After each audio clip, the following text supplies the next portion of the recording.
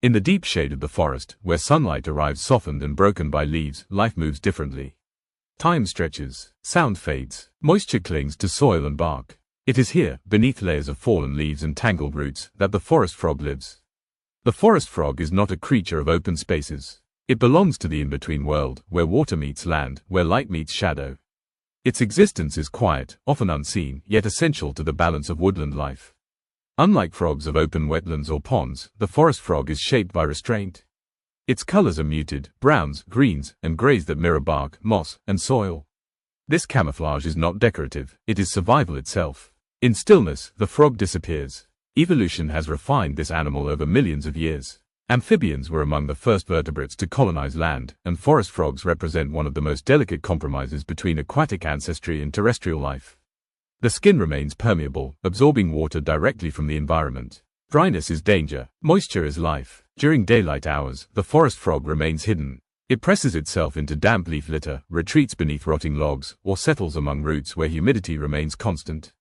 Movement is minimized, energy is conserved, exposure is avoided. As evening approaches and temperatures cool, activity begins. The forest awakens in subtle ways, rustling insects, shifting shadows, rising humidity.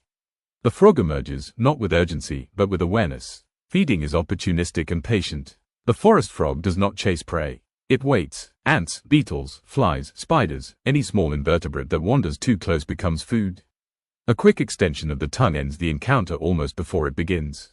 This feeding strategy reflects a deeper philosophy of survival. The forest frog does not dominate its environment. It cooperates with it, taking only what arrives. Movement is controlled and economical. Short hops replace long leaps.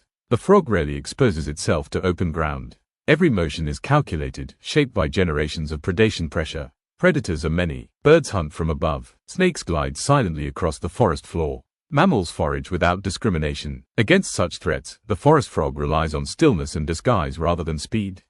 Its skin, often slightly toxic or unpleasant tasting, adds another layer of defense. While not lethal, these chemical deterrents teach predators caution. Survival is learned through experience, on both sides. Breeding is the forest frog's most vulnerable moment. As seasonal rains arrive, instincts override caution. Temporary pools form in forest depressions, ditches, and slow-moving streams.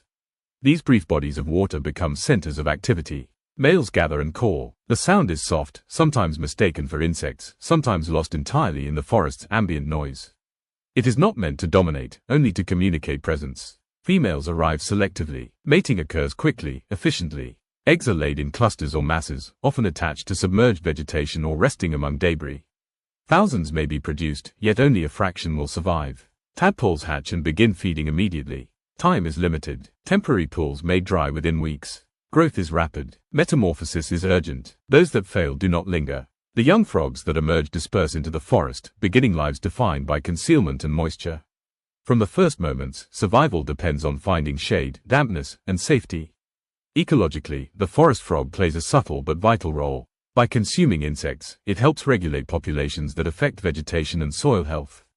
In turn, it provides nourishment for higher predators. Energy flows through it, quietly linking layers of the ecosystem. The presence of forest frogs often signals environmental health. Because of their permeable skin, amphibians are highly sensitive to pollution, chemical runoff, and habitat disturbance. When frogs disappear, it is rarely an isolated event. Deforestation, climate change, and habitat fragmentation threaten these animals. Drying forests, altered rainfall patterns, and contaminated water sources disrupt breeding cycles and reduce survival rates. Yet forest frogs persist where conditions allow. Their strength lies not in aggression or dominance, but in adaptation. They do not require vast territories, only continuity. Moist soil, shade, seasonal water. Disease poses an increasing challenge. Fungal infections spread rapidly among amphibian populations, often without immediate visibility. Declines occur quietly, echoing the very nature of the species itself.